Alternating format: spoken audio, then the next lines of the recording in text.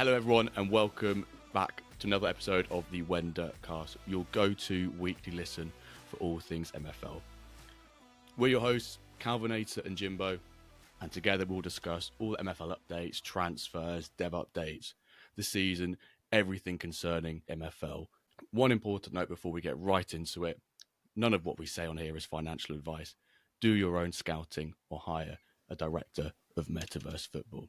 Calvinator, who have we got joining us on today's episode? We have a very special guest. I gave him the nickname Mr. Data in our announcement. You probably know him from many Discord channels where he will sometimes randomly and sometimes share some nice data about players, about teams. So that's great to have him here, talk more about data. It's JC from the MFL team. Welcome, JC. Hello, how you guys doing? No, thank you for having me and a pleasure, and looking forward to having a very nice conversation today.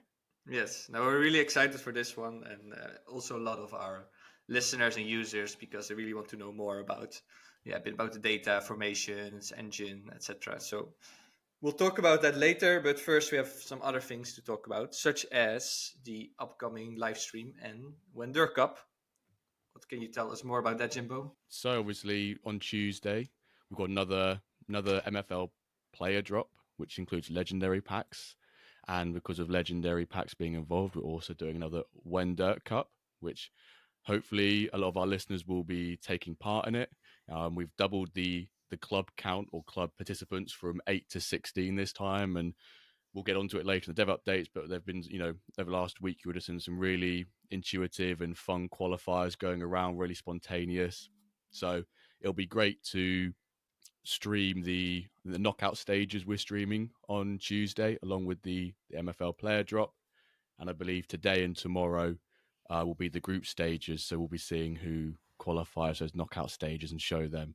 And I think also there'll be some predictions and other bits and pieces going on for the knockout stages. So even if you aren't taking part in the tournament like last time, there will still be some predictions and still some ways you can get involved and win some prizes, which would be great. So yeah, much looking forward to the stream on Tuesday as always. Yeah, it will be great fun, like so live commentating again on the games and predict the winners. So I think we both in our first match had a draw, right? We drew. Yes. So hopefully we'll qualify for the quarterfinals, which will be a bit embarrassing if we don't, right? Yeah. Although it might also be rigged and we're like biased a little bit. No, it will be fun if we are playing. It's much more fun. So yeah, it'll be great. So Tuesday, tune in at 10 p.m. Central European time to I can call it MFL time maybe because of Paris. Yeah, 1 hour before the drop will start. Yeah, exactly. Well, T-1, we start with the stream. So all tune in and fill in the bracket and then see if you got it right and maybe you win a prize. And we'll also spin the wheel for the quest. So we'll be... There's always goodies on the stream, right? We're always giving away stuff. Always. It'll be a good time. Yes. And sometimes there's really nice surprises in the packs we had. So last time like a 74, very good one. Yeah. So definitely tune in. And yeah, so later on in this episode, we'll talk to JC a lot about his role, about his background, about data. And first we'll start with our usual updates. As always, our personal journeys are first. So let's talk about that. And I guess we have to start with League 18. It's getting a bit close, isn't it? Yes. We're now top. We're joint top, right? But I think I'm first on goal difference. Yeah, and that's really frustrating because I was playing against Sardine FC and I had fatigue side, right? I had 50 shots and 20 on target and I only scored 2 goals. So I don't know what the hell went there. They were shooting from distance and kept missing, but so now, but it will be on goal difference maybe or not. It's very exciting. It's very tight, so it's really fun in the coming week. It's super exciting, but I'm also really nervous because if I lose the title, I don't mind losing it, but I don't want to lose it to you because you'll be so smug for weeks and weeks and weeks. But yeah, it's going to be a great finale. The last 2 games this season, So by the time we record next episode, one of us will be really, really happy, and one of us will be really, really sad. So we'll see who turns out the victor in that one. So we have the Wender Cup and the Wender League. So let's see who wins the Wender League right now. Yeah. Yes. JC, are you actually, well, you don't have any team, right, to play with. But do you like to follow or watch some matches, or if some favorite teams you have? No, indeed, I don't have a team because actually, and that will come with the story I could tell later, no, about how I joined. So I was initiating my journey as a player or as a user a month ago, but then since I joined the project, I don't have any active team or player in the collection. I'm still obviously following up different cups competitions. Is part of our monitoring and part of the fun. So indeed, I'm following the activities. Yeah, awesome. That's great. Yeah, we'll talk later more about that journey you had. So the leagues and everything's finishing up, and in our next episode we can look back at that, and of course also during the stream a little bit. Yeah. Do you have any teams in any of the cups? I still have 2 teams, 2 in the contenders, Cavalieros and Corsair Cove, so they're in the quarterfinals. Yeah, actually playing tonight, right? Because I've got mine. Wyverns play one of Ali Coleman's teams later, nice. So it'll be interesting to see if we can we're both go through or not. But yeah, that's nice. And I also have still with Corsair Cove their second. So they can still be champion too. So I might win 2 league titles. Right, win that league and not this one, please. Right? Let me win this one, and you can win the other one. Let's see. And Black Sea will probably end second, I hope, in silver. So that's also nice. And about the Casablanca Corsairs, we're not gonna talk now. Next season again. Next season, Denver. It's a write-off, is it? Yeah. Yeah. It's a season to forget. Quickly forget. Dev updates. I've been in shape, I think, the past episode, so let's quickly talk about them. The first thing is the 10 days to Christmas event and the Advent calendar. I think everyone has seen that right now on the MFL website. It's really cool. It's snowing. That's amazing. You have your Advent calendar, and every day you can open it and find some prizes. Jimbo, you had a nice player, right? I got an uncommon player on my train journey. On the way back from the Norwich Ipswich game, I was like, I've not done it today, and it was like 3:00, and I had a look and went, oh wow, I've got an uncommon player. What a nice surprise! Usually I'm really unlucky. I just get all tickets, but I was like, wow, I've been blessed this time. So, fortunate with that. Nice. Yeah, that's nice. Yeah, and I got like a tournament entry for this Boxing Day thing. Oh yeah, the Boxing Day tournament. So that's so there's loads of cool prizes to win.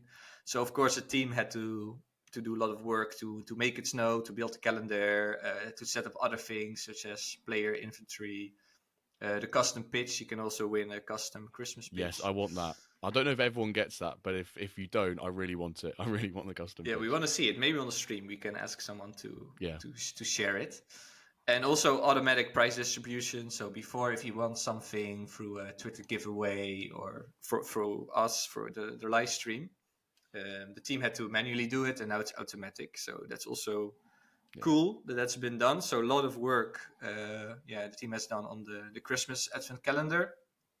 Apart from how about the new formations? You're skipping the I was going to say that in the engine update also. Okay. Yeah. But also, there's loads of new formations, and you can also win them in the Advent calendar to test out and use them in quest matches. And you obviously have worked on that a lot, JC. So that's great. Yeah, I wanted to say that in the engine update. So let's go to the engine update. I think I'm like with actually someone who's working on the engine with me. I think I'm totally gonna say some fake news, as Donald Trump would say it. But some work has been done again on the pre-game tactics. So one of the features coming up, pre-game tactics, some changes for more realistic simulations. 10 new formations are going to be released, so you can already play with them if you win them in the Advent calendar. So probably we'll talk more about it later. Also, the engine fix, we've talked about it before, about upset ratios, is still being monitored to see if it actually changes the upsets, if it works better. But I think it has been well received so far. Finally, two things. So to make the Wender Cup possible, there also had to be some work done about like automatically filling the tournament slots, scheduling the matches. So more automation again on that too. Yeah. And the secret project is still underway. They keep teasing us. Yeah. But it's gonna come eventually. It will Yeah. be revealed eventually. But yeah, really nice dev updates this week. Hearing all the automation. There we go. Got it out Hard eventually. word. Yeah, hard work for someone that's English as well, right? But and doing all that allows the team to then have more time to do other things, right? Which is ultimately freeing up resources and time in the, you know, is a great thing to do. One question to you, Calvinator. You know, you said it snows. Have you figured out how to make it snow lots? Not yet. No, I saw it as a nice quest to make it like to trigger some snow. How do you call it again? Hazard? No, blizzard. Yeah, sorry, yeah, so blizzard or avalanche. Yeah. But I did not. I tried go to scouting and then find all players called Snow and then click on them. That didn't work. So No. I have not found it. No. Did you? Or well, technically yes, I have found out how to do it, but obviously I reviewed the quests. So Okay. I sort of, when reviewing them, I can see obviously where the person's like, why they've screenshot them, right? So I can see where they've screenshotted it. So I knew what page to go to. Now I still have to do a bit of clicking around and stuff. But obviously I don't do the quest, so I'm not gonna, you know, cheat or anything like that. But I have since I know the page you have to go on to and where to click. But I will say that one of Yax's clues something to do about something being shiny. I know that, which is true. And I'd also say for the listeners, I maybe drop a little hint as well. Don't overcomplicate things. It's something new. It's on a new part of the site, hidden deep. I'm not giving too much away. I don't think I've given too much away with that. I don't know if JC, you know how to trigger the blizzard, do you? Have no clue. Exactly. So hopefully I'm not giving too much away, but don't think too much into it. Have a little play around on what's been recently revealed. That's all I'll say. And now I'm going to have to review a bombardment of them because I've probably given away too much. Yeah, you create more work for yourself. But in theory, you've only got about half a day for when this episode goes out to get Okay. Because obviously it's the quest. Yes. So I guess later on in this episode, we'll talk way more about those, about the engine and the new formations, etc. So let's move on to the season update. And in the Diamond League, there are only 2 more games to play. Yeah. And the Meta Mercenaries with Dirk are topping the league, 28 points. Club Atletico Tango, 24 points. So it looks like it's almost decided. What do you think, Jimbo? Can a miracle happen? Yeah, I've not actually looked at who Meta Mercenaries play in their last 2 games, but with that 4-point gap, it seems to be, you know, it's probably had 90% chance, maybe a bit less than that they win. But I think it's the Mercenaries to lose. We'll use that phrase. It's theirs to lose, right? So they should be taking home their second trophy of the league. Yeah, that should be in the pocket, but yeah, it's football. Anything can happen also. Exactly. So we don't know, but yeah, it's interesting. It could be decided on the last match day or not already the next one. But yeah, well done already to Ronin for having such a nice season here. Yeah. Anything else that you see in the Diamond League? It's interesting. I mean, I think I predicted Scrub Samba to win. I think that was a second or third match day in, because I think he was second or third at the time, so he's dropped a few places. So, but I think he's middle ground. But I think really, aside from Meta Mercenaries being 4 points clear, it's been a pretty tight league from like 2 to 5. It's been relatively tight, which I think is what we want to see in the top division. Exactly. It's going to be competitive because everyone wants to have the best players contracted out to their teams there, right? So I think if we see really competitive league formats or, you know, standings, I think that means that all the teams have the best players contracted to them. I guess to touch on the engine's in a really good state if we've got really equals, because all the teams there are in reality pretty equal to an extent, right? They're all your 90 plus players, so pretty much. Yes. As long as we're not seeing a whitewash, I think, which we haven't been seeing, it's all good. But yeah, Diamond League looks like it's doing well. and hopefully Meta Mercenaries and Mr. Dirk captain in that. Yeah, no, it's really a great league to follow. Yeah, I predicted Ballers and they are 8 with 13 points, so that was very bad. That's a polite way of saying second bottom. Yeah, exactly. So JC, you check out Diamond League sometimes, or Indeed. Yeah, well, they are the most famous, no? Mhm. Also in the in the community. So of course I follow from the pure fan perspective because I'm following the league as a spectator, Fun, let's say. yeah, And yeah. I'm also following up from the let's say metrics and performance of the engine perspective to be sure that everything is kind of okay. So indeed, yeah, I'm a fan of all the leagues, indeed. Yes. Awesome. No, we said also last week, like it would be nice to build it up a bit and create more of a hype around it, and that really becomes more fun to watch then. Also, or if you have some favorites or you have some players there, to really have like a Premier League kind of vibe around the Diamond League. So that's why we're also discussing it each week. What we also discuss each week is the marketplace. So what's been going on there? So Jimbo, did we notice anything?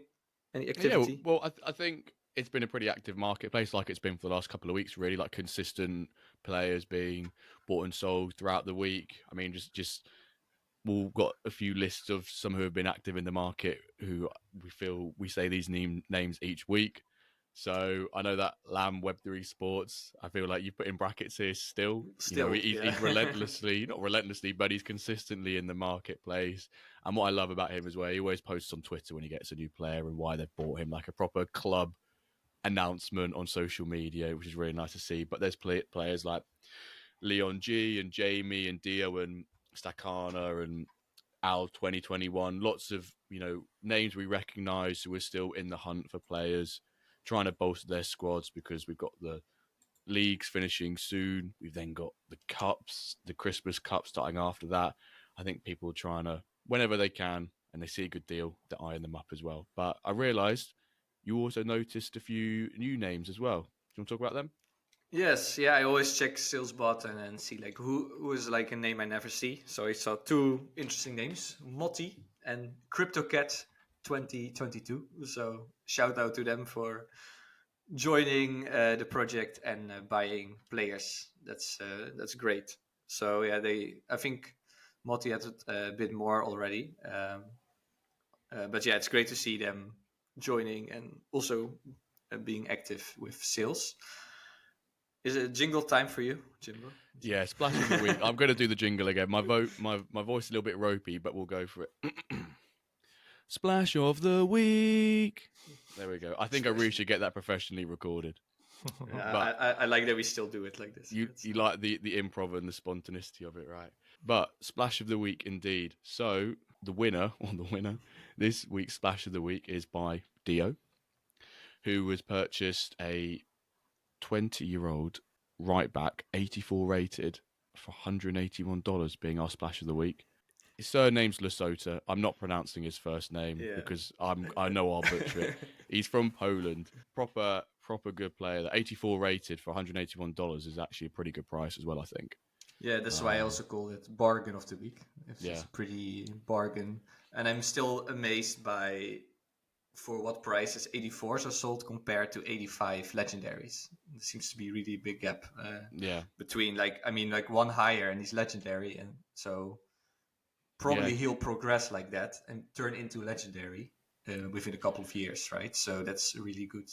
Yeah, that's a really good point, actually, because if you look at it from sort of like a value point of view, you would think that an 84 rated would be quite close to or closer to the price of a legendary pack. Rather, so like, what's it, 399? Yeah, 350? Yeah. You think it'd be maybe up towards like 250, high 200s. So yeah, 181 for a 84 rated player is a steal. Yeah, steal of the week, bargain of the week, splash of the week. Splash of the week. Yes, great. How Dirk? Dirk is, well, one thing, let's say the positive and the negative. Positive, he is the captain of the side that is going to be champions, probably. Probably. So he can say he led his team to the title. So Dirk is is great. Yeah. You could also say he didn't assist again and didn't score a goal again, and he got a yellow card. So he's not like the star of the team. No, I'd use a phrase. I guess it's an English phrase. Stinking up the place. He's not doing great. He's just there. He doesn't really do much. He just gets booked. He's just. I mean, he probably is going to be captain of the winning team of the division, but you just want a bit more from him, right? You just want. We want to see more action. We want a few. But like you mentioned last episode, could he be assisting the assister? Could he be that piece? And we don't really know in terms of stats right now, the individual stats for him. But yeah, hopefully, last 2 games this season, or in the cup, or whatever it is, he just pulls through a bit more. Maybe he's way more important in his defensive role, right? Like as a CDM or stopping the attacks and being also what I said last week. Some players are better without the ball. So they just have to mark and close gaps and close spaces. So maybe that's what Dirk's doing. We thought we already do a little also Dirk. We skipped Dirk quite a few episodes. So that's questions from the audience about anything. But this one is for JC already. So a little spoiler, how was to say it? Like appetizer. Appetizer for the main conversation. So Taggart asked, when expected goals? We start with some pressure on the engine guys. Yes. No, we do know that this is a very relevant metric, and when real soccer, and also for the community and for our game. I can obviously, and this applies to everything I will say, I will not commit to particular dates or whatever. But now that nobody is listening to us, I could say that this is one of the things that we're already testing, and that it is probably more advanced than what I could even say. It's again something that we have been testing already with Contan last week, and that it might be coming in one of the next upcoming releases. So it's not far ahead in time. Hopefully. Oh, cool.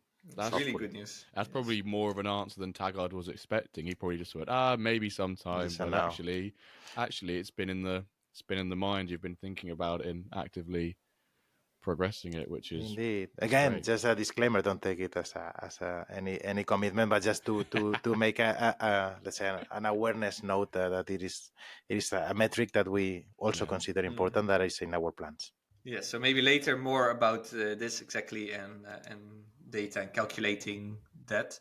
But let's first do a proper introduction and meet JC and like say where you come from, what's your MFL story, etc.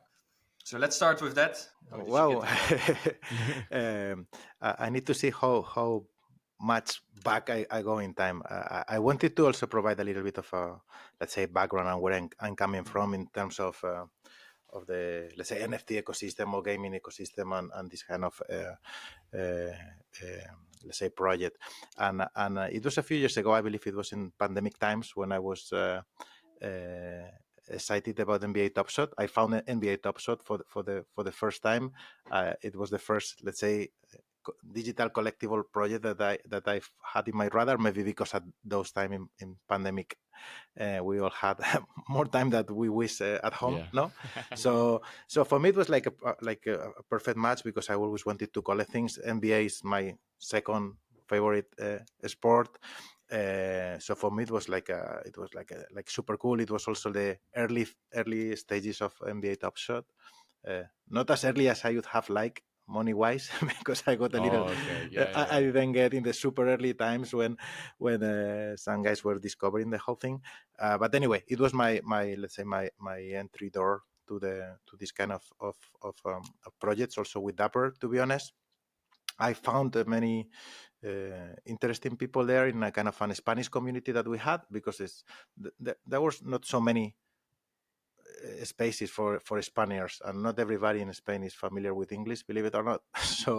So there was some Spanish communities gathering people together, helping each other, understanding the how this kind of project and game work.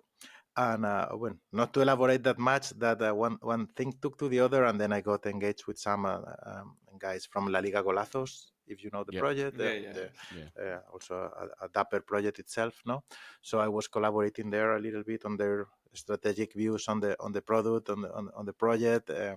That took me also to another kind of official project for soccer-related leagues, like OneFootball. So I don't know if you heard about that one, because that didn't go very well. It was the equivalent to La Liga Golazos, but for Serie A in Italy. Didn't go. I was helping again on the configuration of the product, selection of plays and stuff. I mean, not the point, but at some point when I was finalizing there, I had always MFL in my radar, because I didn't have time, but I saw it in the charts, in some news, but I never had the time to really go there and explore it in depth. But I was finally getting some time, and I was like reading the white paper. Was so much quality, and I anticipate I will say many good things about the project, because I really feel it like that. So I was reading the white paper, and actually my starting the journey as with the intention to be a user. And if you remember, I was publishing some report that I was able to create. And Jimbo, you were already doing also many good things. We changed in the due time, and now again one thing to the other, and I met Maturin and Jan, and we started collaborating. That's awesome. Yeah, I think I was looking back in terms of when you were officially announced as a member of the team, and I thought it was in the summertime, but it's actually the end of March this year, and so it seems like, you know, it's only a couple of months away from a year, which I think has gone really, really quickly. Even surprising me now. Yeah, time flies. Time flies. Yeah. It looks like yesterday to me, and you know that. Well, you know, 6 weeks are 1 year for us. So, so that time flies. Yeah. So the sort of the data piece in your current role, how long have you been working in that sort of piece? Is that something you've always done throughout your career? Have you sort of developed into it now? Sort of how does that work?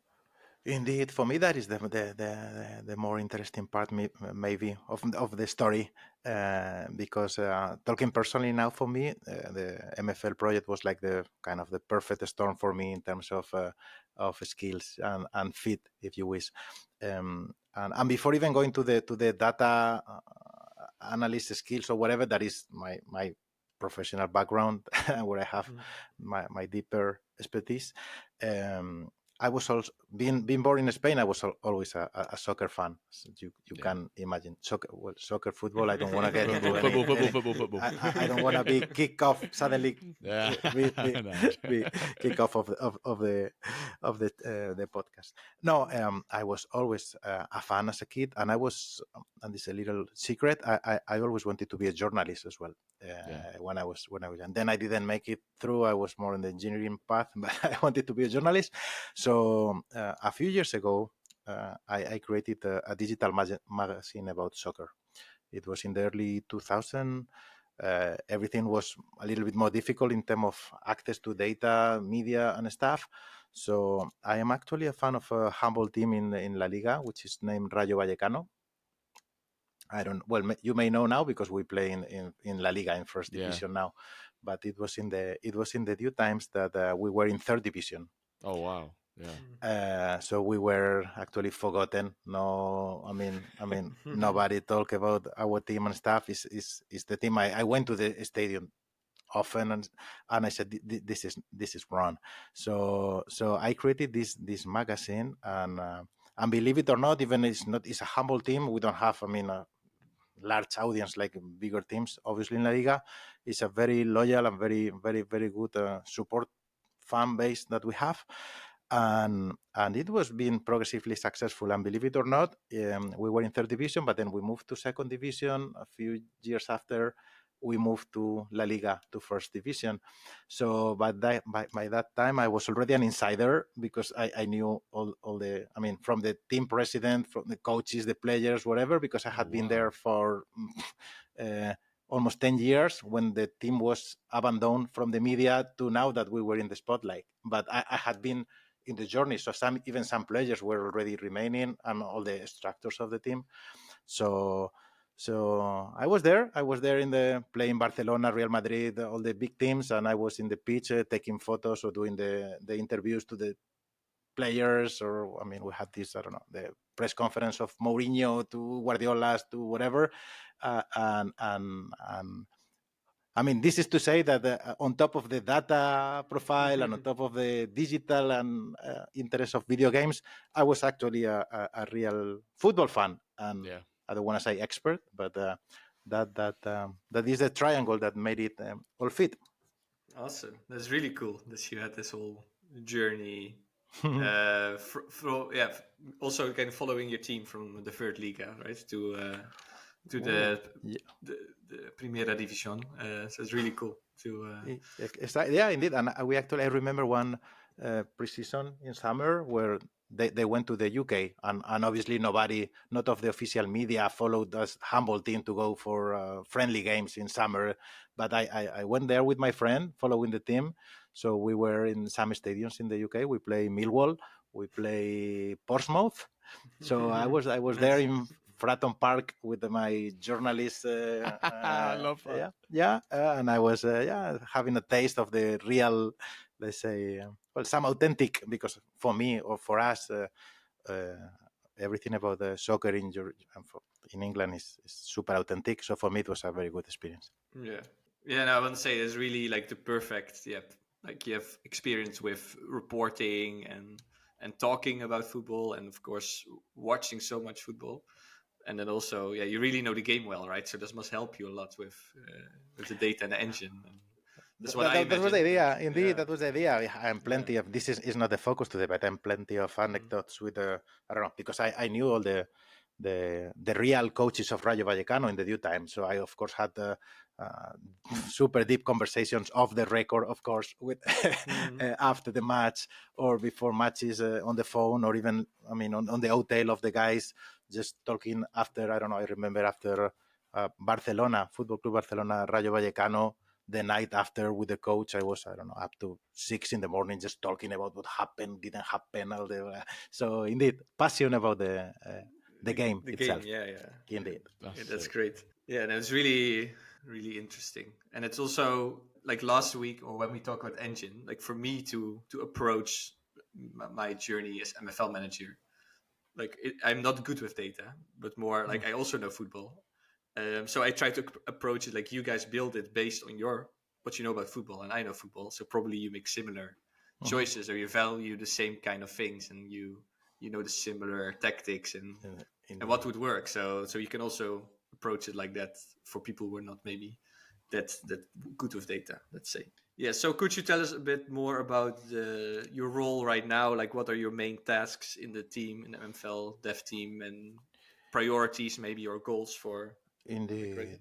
Yeah. Well, just to connect the story, then I met the team, and at front I have to say that it's an amazing team. The guys in MFL for me, and again for me they're genius in some aspects of what was done before I came, and now what I'm seeing month after month. But my focus has been on the engine, to be honest. So as you may imagine, when you develop the engine, it's a combination of skills. You need again the technical skills, obviously, to develop all the aspects of the engine and the simulation and stuff, and you need some functional knowledge. Call it about the soccer of football. All the knowledge about football, or about the dynamics on the teams and the contract. I mean, whatever we want to put in place. So I am focused on the engine, working with Jan and Contan, that are absolutely for me I mean, it's crazy what they're able to do. And this has been my main focus in terms of priorities. You kind of know, because you follow very closely the dev updates. Priorities now are the pre-game tactics that we want to implement, and adding some more realism to some situations of the game. You commented several times some appetite for individual player stats, to know about Dirk and the others, how they are doing. So this is also part of our priorities today. Yeah, so a bit of the tactical depth, what also a lot of users want, let's say, right? To make a a mark, have a bit more influence on the game itself. Indeed. Yes. Yeah. Maybe also about those formations. Let's say, could you tell us a bit more about? Well, yeah, it's been, I believe, a very a demand from the community, which we understood. We up to here we had 5 official formations working now for the last few weeks or months already. So it was something that we really wanted to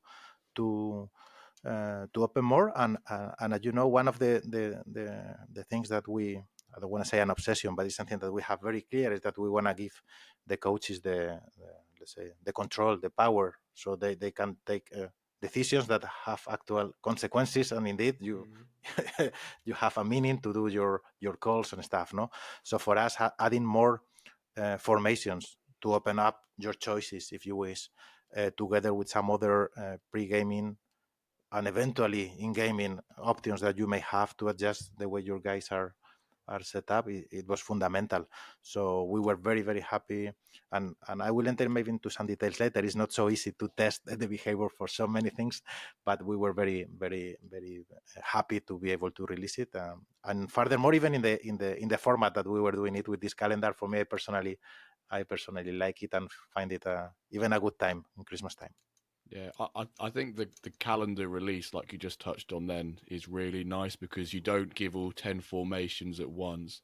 You almost give everyone 24 hours minimum to like have to use it. So for example, my first 3 days, I've gotten all the 5 at the back formations. So I've got I think 5-4-1, 5-2-3, and 5-3-2. And each day I've tested each one out. So you get a feel of how each formation is, because Indeed. I can imagine if you get given all 10 of them, you may just pick 2 or 3 of them and you may not use the rest of them, right? But having them all, all in a different order as well. So what I get is different to what Calvinator gets, what is different to what other users Exactly. get. So it almost, you get, I guess from your side as well, you then get lots of proper testing because you can analyze the quest matches. Yes, sometimes some of the balance of the strength of teams is different because it's how they set up the teams in quest matches, but you'll always get some real life or real live examples of how those formations are being used in quest matches. So I think it's actually a really fun way for the community to see the new formations, but also a really good way for you guys to capture more data in sort of a nice time frame as well. Agree. One of the things, and again, we may get into some details later, for us it's good to see in real games, as you were saying, how the new formations are somehow behaving.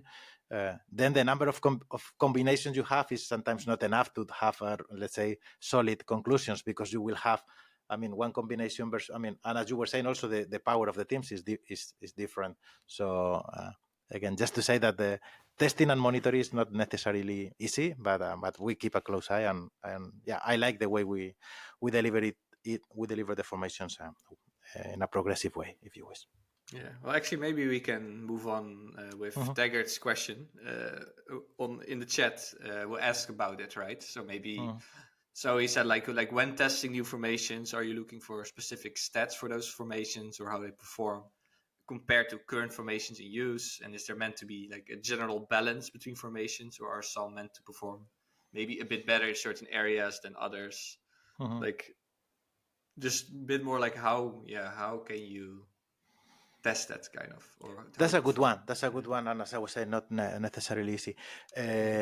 Indeed, for any new formation, of course, we test that all the related metrics to that formation individually or for itself, they are making sense. I mean, it cannot be that one particular formation now we're suddenly going through, I don't know, many more, whatever, call it fouls, shots. Also all the metrics should be within the standard range and framework that we have. And then you get to the evaluation of this formation versus the others, no? So maybe the first unit test that you do is the one formation versus the same formation. So you start understanding the metrics by itself, but then you need to check it versus all the others. And then going to the point, there is no particular guideline to have a perfect balance between formations, because that is, well, first, is not possible and is not even the target. What we care about and what we are sure that we provide is that there is no magic or secret recipe to select one formation, and that will be like the cheat code, and then you win everything or whatever, and it's super unbalanced. No, that is not going to happen. On the other side, some formations could behave a little better versus other formations, just like in real life, depending on, again, on the setup of the players or the power of the players on each formation. That could happen. So to go to the question, we are not aiming a perfect, accurate balance between all formations. I believe that wouldn't be even achievable, but something that from the overall perspective is making sense. Yeah, and of course it also depends which players you use in there, right? And then later with the pre-game tactics, if you are having a super high defensive line and you completely put loads of fast physical players in that midfield, and some way you can dominate the midfield like that, or if you do a lower defensive line, like, right, there's so much like how you use a formation is also totally different. So there's so many more variables. But that's how it should be, let's say. That's how a proper manager does, right? As you said, you talk to them and they think about all of those things. So yeah, that's great. And probably it's also way too complex to that would be like 5 podcasts, I guess, to talk really about how how you do the testing and everything. Yeah, so maybe in general, like, could you tell us a bit more about the role that data plays in developing the overall game? Let's say, is it like really based on data, or are there some other ingredients you... I don't think we have a way to escape from data, no? Nowadays, as we all know, now is general, not in sports, but for any given project or initiative or whatever, being data driven is kind of a must, no? So there is a big gap between projects or initiatives that are driven by gut feeling only, and those that really take data to take, let's say, argumented and decisions, no? So for us, of course, as happens, and then if we go to sports, we could talk hours also about the way data is being used in real sports, no? And so football is not an exception, obviously. And I have seen the evolution from the times where there was almost no data to now that they have the GPS on, and I mean, it's crazy the amount of data that we have. So going to the concrete question, it plays a very important role for us to understand and develop the engine, because at the end you need the metrics to check the behavior of what you are doing. That is important. And also it is from the external side. Coaches and agents and managers and everybody in the ecosystem of MFL is going to be asking for data, because you need it. You want to know more about how your guys are performing. I mean, from all aspects, no? Could be the team, could be the player, could be the contracts, could be, I mean, from any perspective, no? Even from the marketplace, you were commenting before, no? So everything is around data. So to make it short, is an important, it's not the only one, obviously, and that is why we pay special attention to also how that not only the metrics are good. Maybe it's a good debate. If it was good only for metrics, it doesn't make sense for us neither, because this needs to represent obviously the evolution of the matches, no? So it's very important. Or data is as important as it is today in pretty much in any initiative. Yeah. Now, what you also said about data in sports in general right now, like after like this whole Moneyball, right? That's the book and the movie, and then like it's like Brentford, I think, in England. Which team is like super data driven? I know there's loads of teams nowadays, especially in terms of, like you said, JC, like sort of the GPS, and you now have things in the boots as well, and things like that. There's so much data that is involved with football, especially the last couple of years. I know that, I always like to use Norwich as an example, but we've recently hired a new sporting director who was the head of like loans management at Arsenal. He'd been at Arsenal for about 12 years, Ben Napper. And he's a very, very big data-driven person. It's very interesting. Well, first, technology has evolved a lot. So now, as you were saying, now data is available, no? So and often even in real time. That is one thing. Yeah. But for us, and it's part of my role as well, and part of the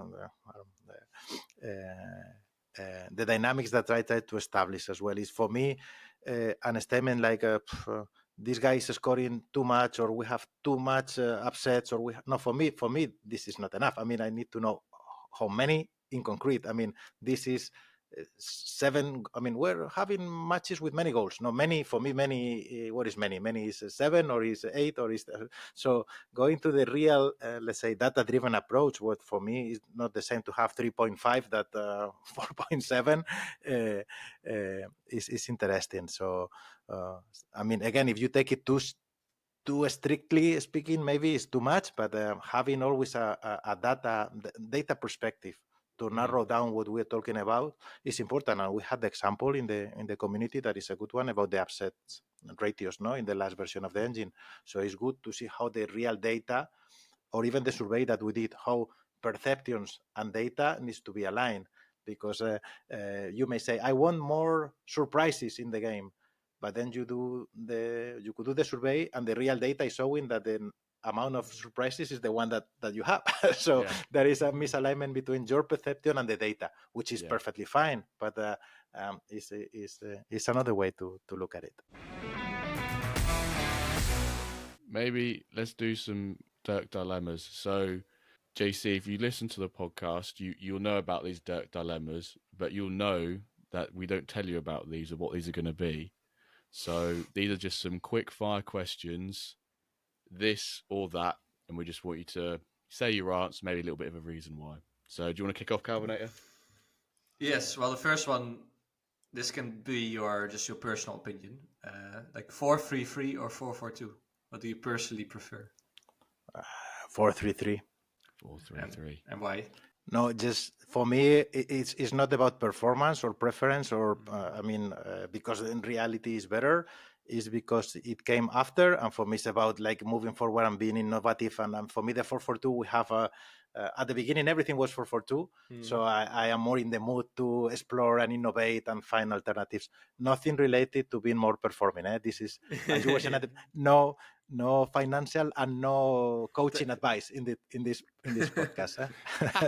No tactical advice. No tactical advice at front. It was more a feeling. Yeah. No, I agree with you. It's also the Dutch total football, the traditional Dutch formation.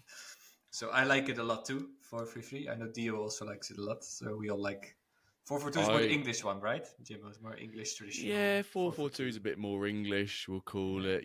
Just your 2 banks of 4 and 2 up top, hoof up long, that sort of thing. Which I did play a lot in season 0.1. I played that and we won.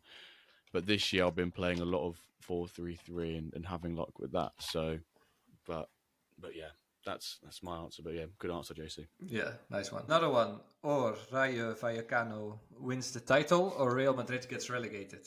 Oh, Rayo Vallecano wins the title. No way. Yeah. Indeed. First, because this is important. You should care about your own team first than about the others, and this is even more for humble teams. So we are happy with that. Even if we won second division, we are happy. We don't compare. But okay. And are you jealous of Girona right now? You know, the Girona coach was a legend of Rayo Vallecano, both as a player, and as a coach. He coaches the Rayo 3-4 seasons ago. This guy, I talked to Mitchell. His name is Mitchell. He's the coach of Girona. He's an absolute legend in Rayo. He played in the UEFA Cup. The only time we played in UEFA Cup, he was in the team. Absolute legend. And I talked to him for hours and hours when he was a player and a coach in Rayo Vallecano. So not jealous, but super happy about Mitchell and about a humble team being in the top of the charts. Yeah, I think everyone's cheering for them. It's a bit like Leicester right before Leicester winning the Prem. Yeah, kind of the Cinderella story. Yeah, in the and they don't have a training ground either, do they? They don't. There's currently, I think I saw, this could be just complete rubbish I saw online, but they don't have a training ground either at the moment. It's currently being built. So I think they currently at the moment they train on a golf course, like some golf course somewhere, and it's crazy. Like it's a crazy story that's going on right now. Indeed. I don't know the details, but a very humble team living in the shadows in Barcelona under Barça and the others. And again, I know Mitchell is trying to establish this culture in the humble team to be part of your team and not being all the time talking about Barcelona, because what happens in, well as well, in humble teams, sometimes your own team is the second team. You support the main team because they're going to win the champion. Real Madrid, no? You support Real Madrid because they are, and then you support Rayo Vallecano. While this in Rayo, it doesn't happen that much because people are from Rayo first, and then about the maybe some big team that you support. We all do that, okay? But it's a very nice story from Girona. Yeah, I feel like you should always have, naturally your team should always be first, and then you can support a bigger team, but they never go above your own team. They never. Like, for example, if Man City and Man U played in a final, I'll naturally want Man City to win. That's just how I feel. I'd rather have them win, but I would never. I don't like celebrate them winning the league or something like that. It's just nice to see. Yeah, no, I have my opinion on this as a football debate. Yeah, because I remember well the seasons where Madrid and Barcelona were winning 95% of the matches. Like, I mean, when Messi and Ronaldo were here, there was no league. It was they beat everybody, and then they face each other, and whomever wins the 2 games, they're gonna win the league, because it's like, I don't know, 36 wins, 1 tie, and 1 lose. And for me, it was even boring to play on TV because they're gonna win. Yeah. If they win 3-0, they are disappointed because Cristiano didn't score 5. And with my humble team, I was attending to the game, and I don't know what is going to happen because my humble team, they could win something totally unexpected and they could lose to the last. So it's much more, I don't know, for me it was much more about fun, if you wish, and passionate about. But yeah. But the football debate. Yeah. There was a long discussion. But, long dark. Sorry, I got away with it. I got too. No worries. It's good to also ramble. Yellow card, Jimbo. Yellow card. Okay. Well, this one is more about MFL. Meta Mercenaries or Ballers FC? I guess. I guess you have no preference, but just. No, but I am selfish. I know who's, because he's. The Meta Mercenaries are leading the table. They're gonna win. I go with the winning team always and get some points. So I will take advantage of that. No, of course, no preference in the community. All amazing. Yes, now of course a little teasing here. 1,000 new users right away or a perfect engine? What would you prefer? 1,000 new users, because we are all eager, and it's one of our, let's say, to have more people enjoying having part of the fun and the project. And for me, the engine, perfection is very difficult to achieve, and even without an imperfect engine, you can achieve what you want. And with 1,000 users, it will be much more fun. So no doubt about it. More people with us. Yeah, it's also a bit like philosophical question. Like, can there be a perfect engine? Is there no? Is that possible? Yeah. I get it anyway, because we are kind of perfectionists as well. It's something that we also internally debate about delivering something that is totally perfect and something that could be maybe not perfect, but already adding a lot of value to you guys. And I believe these days is sometimes you can live with some hiccups and some things that are not perfect for whatever reason. It's part of the process. That is why we are also sometimes in early phases, call it alpha, whatever. And it's much more... I believe positive for the overall context to deliver something that is not super perfect, but expose to the people, and they can even contribute back with insights that if you try to do it perfect when you expose it, it's not gonna be perfect. So let's iterate and expose it sooner. I'll go with that. Yes. Last one: real football or metaverse football? Oh, you got me there. I will go with the MFL now versus even and why? Again, maybe it's philosophical. I'm getting too philosophical today.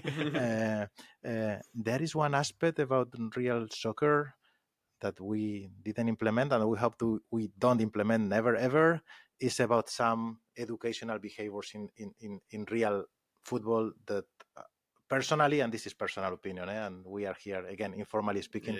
I don't like if I had a kid, and I have seen going to many stadiums in my life from many different places. I have seen terrible things in terms of education, if you want, about culture with the referees, with the winning attitude. I mean,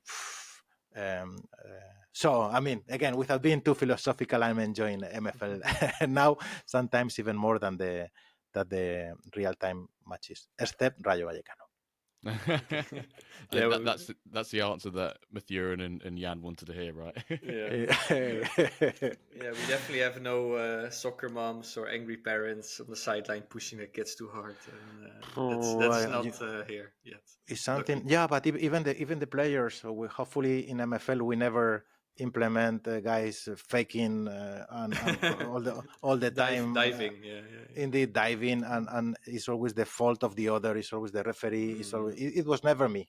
So you try to cheat the referee 10 times, and then of course they fail, and then I mean, come on. But, yeah. Or the chairman hitting the referee, like in Turkey. Yeah, in Turkey. Yeah, I saw it. Yeah, that was really bad. Crazy stuff. Really I saw it. Yeah. It's yeah. We had another question from a listener. Ooh. I think it was Duff. Yeah, it was Duff. And he had a very long question, but I think to summarize it, it would be something like, how do you evaluate the engine performance? Which benchmarks do you use? Do you try to mimic it a bit like probably like the Premier League, or do you have some kind of comparison for that? Or is there? Yeah. You saw the question, I think, right? But is it? Yeah. What would you say about that? Yeah, is often in terms of real life metrics. It's true. We check Premier League metrics and other major leagues, even though sometimes they vary quite a lot. It depends if you take red cards or whatever. I mean, they change season after season, and they change in between leagues. But yes, we do have a reference in Premier League. I have to say as well that it's never an obsession to be super accurate with all the metrics, because that is something that I mean, we can progressively tune and adjust, but it's very difficult to get super precise in all the metrics.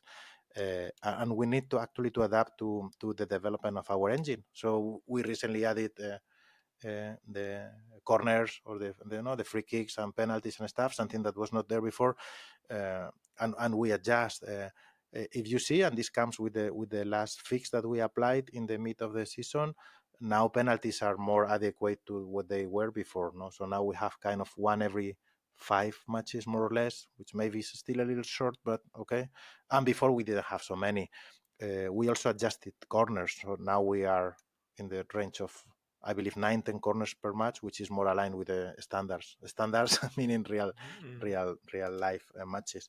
So again, we do have a reference and to check in Premier League, but cannot be an obsession. We will get there little by little.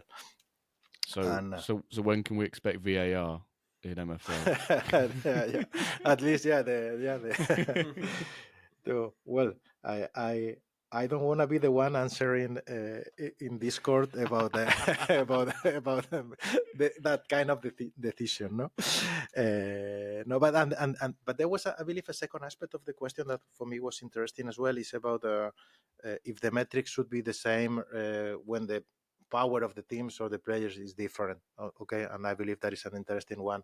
And of course, depending on the power of the teams, we could expect the metrics to behave a little bit different. So it could not be, again, maybe the same ratio of upsets or surprises in between two very top teams, even though there is the same average gap that between two teams on a lower range. No, maybe it's not the same logic, and same for all the metrics. No, so passes or goals or whatever, you may expect some more, I don't know, degree of inaccurate passes, and indeed more discontrol and more goals in teams that are less skilled than in other kind of teams. Again, you enter in a very good debate with formations and stuff, but to answer to the question, no, we don't expect it to be linear or the same. We expect it to be according or defined according to the power of the teams, and and sometimes we are there, some others we are not, and we will keep improving. Yeah. Now you would expect more yellow cards, right? If you have a Diamond League team against an Iron team, then maybe to compensate, or that would be like realistic, I guess. Also with real football, or more corner, way more dominant, way more goals, way more corner kicks, maybe more penalties because they have to foul more to stop, right, strikers. So of course, I would say that that changes, right? Also to mimic football, let's say. Another question, maybe a bit more general, but which feature would you instantly add to MFL if you had a magical button? Ooh. Could be about your engine, could be about your own work, could be about in general. Yeah, well, you somehow got me with the previous with some of the previous questions, because I was going to say not a functionality, but adding many more users to the community in one of a sudden. But that is not a functionality, and well, I know some that are somehow coming. For me, well, just to open the debate and talk openly, I'm a big fan, or I was dreaming maybe about a couple of things. One is obviously about the simulation and being able to see. I imagine our website with all the matches being played recurrently for all the games in a let's say 2D 3D simulation mode, where we can all go there and see what is happening. For me, that would be kind of a dream. And in terms of the ecosystem, I'm a fan of other assets as well. Today, I know we have clubs and we have the players and we have the dynamics we have, but for me, I'm dreaming with other assets, call it stadiums, venues, whatever, other kind of artifact in the ecosystem that we hopefully at some point will be able to add, no? Or I don't know, development centers or physical trainers or coaches, and again, and it is well described even in the white paper in some cases, and some others could be our ideas, but I would love to have that. Me too. Yeah, now the staff would be really good, like that. When players retire, they remain functional, like maybe even permanent, as like some kind of trainer or coach or scout or something like that. That would be really cool to have staff, and then you can also keep training them, right, and signing them as staff members, so that keeps adding value. Like really Mitchell in Girona, he was a legend in Mitchell, a legend in Rayo Vallecano, and then a legend as a coach in another franchise. Yeah, you see that a lot though, don't you? Just like legendary players, whether they go away for a bit and then come back as a coach, or they stay to be part of the coaching staff or some trainer of some sort. You see it a lot in most clubs, or even sometimes taking a more high up role. For example, in Norwich, one of our old players managed the academy for a bit, and now he's he's right up at the top of the club, making all the big decisions, sort of thing. A bit like maybe like Edwin van der Sar was when he was at Ajax for his little stint, right? Things like that. Yeah, well, that was all Van Gaal, Cruyff philosophy, like Overmars, Van der Sar, all those guys running the club. And then... Indeed. Although for various reasons, that all imploded right now. That's stadiums is one that I'd love to see. I think stadiums, there's so much possibility and fun you can have with that, and I think I like talking about saying fun, but I think everyone who plays a game has fun. If you can introduce more ways to have fun and heighten that emotion, I think go for it, do it. I think stadiums would be super cool.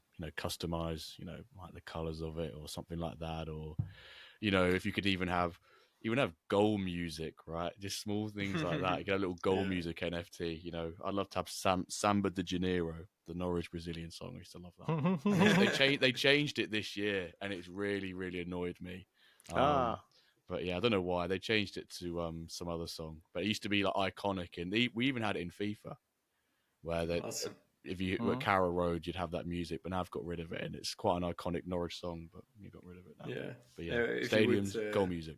Yeah, like custom chants or custom music or custom banners, or like that you can come up with your own fake companies that are advertising there, or maybe your own. You plug your own Twitter, like follow me on Twitter here, plug your own Twitter there, or you have some banter, like some names. Would be fun, definitely. So, you could let your publicity space in your stadium could be like When Durcast, Spotify. Indeed. Even like Nice. the Wender Cup, for example, on that one, because I guess you could say that I don't know, we don't really sponsor it, but it's off the back of the podcast and the team allowing us to use this platform and the hype and everything to create a great tournament. Which actually I want to talk about that quick, just on that.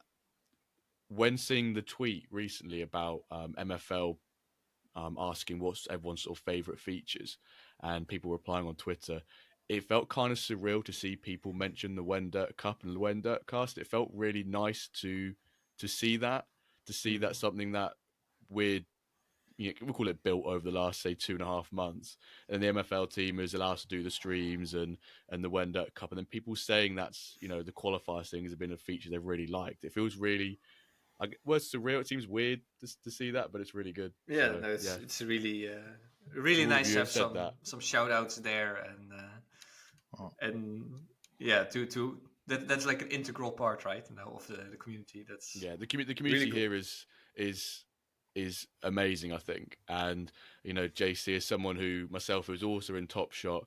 You'll know the community in Top Shot at times. I'm not sure what the Spanish community was like, but the English and American community was a bit mental at times, is probably being polite, and maybe a bit toxic at times. So to have a community that's proper, strong, and cemented together, I think is phenomenal. Yeah, definitely. One of our biggest assets is the community, and being so good.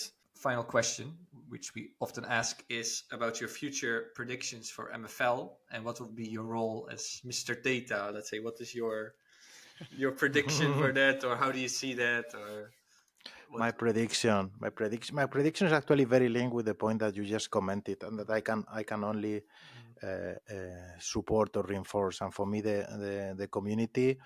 And again, I didn't want to be like super positive today with all aspects, or with the team and with you guys. I will. I mean, the work that you're doing with the pod and other initiatives for me is amazing, and the community overall is outstanding. As you were saying, is healthy. Even for feedback that we may receive on anything is constructive, or we are able to have a super healthy ecosystem. So for me, the community that I will say we all put together is amazing. And in your case, I have to say, and it's very linked with what I see in the team, MFL team internally is top quality.